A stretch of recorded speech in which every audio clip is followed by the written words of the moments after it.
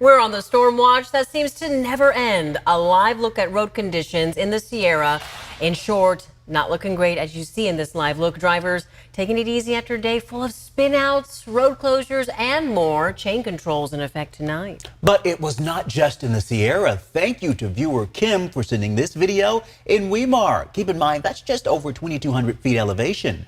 Auburn and Placerville also had low snow tonight as well. So, Monica, do we need to dress for winter conditions again tomorrow? Yeah, temperatures are going to stay on the cool side. This is a really cold blast for this late in March into almost early April here. Main line of storms is moving off to the east, but we still have pockets of some of that lower snow. Arnold and also Twain Harte getting in on some of that snow. It's just above the line there from Murphy's, but as we zoom in a little bit closer, you can see Tuolumne also in some of that snow. Sonora right now it is rain, but we've seen the snow clear along 80 and 50 as low as Placerville and through places like Lake of the Pines and Forest Hill. Earlier tonight it was snow, and then part of that was also turning over to a slushy mix, but the cold air is still coming in, and that's going to add instability as well. Current temperatures are in the 40s throughout the valley. We're at 32 for Placerville. We've got 20s up top for the Sierra, and that cold weather system is going to at least keep us with a winter storm warning through 8 o'clock tomorrow night with about 1 to 3 feet of snow. Lower elevations, this is all the way down to 2,000 feet.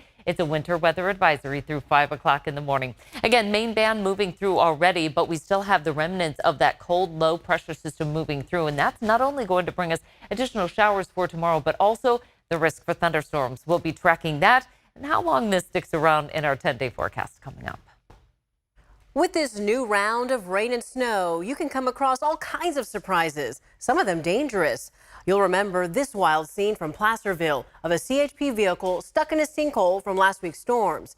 We talk with Caltrans about best ways you should prepare if you literally find yourself between a rock and a hard place. Wicked, wild weather creating scenes like these. Dangerous road conditions even the most experienced drivers find tricky to handle, especially in areas scarred and bald from wildfires. And then all of a sudden when you get that sudden storm system, it saturates everything, and it's a high risk of actually coming down and washing out roadways. Dennis Keaton with Caltrans says our region's foothill and mountain communities are prone to rock slides and mudslides. He says sinkholes like this one in Placerville that had a CHP vehicle teetering on the edge are rare, more frequent in Southern California. Be prepared to not be able to make your destination and turn around. Don't even think about going around barriers put up by Caltrans or law enforcement. Here's what can happen if you do. This driver drove past a road closed sign on Casson Road in Tracy, then spun out into a ditch. CHP Tracy says not only did they get a ticket, but they had to pay for their car to get towed out of all that mud, too. When there's too much snow, Caltrans will have controlled avalanches where they stop traffic and blast a snowpack to let it come down before disaster strikes. We encourage people to stay home.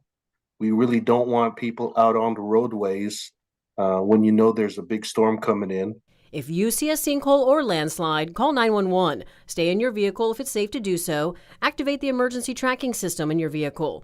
Make sure to let family or close friends know your last location if you're on vacation. Worst case scenario, we'd rather you be late or to miss an appointment rather than someone get into an emergency situation. Caltrans also warns before leaving for long trips, make sure your vehicle maintenance is up to date and check out for good tire tread and battery life.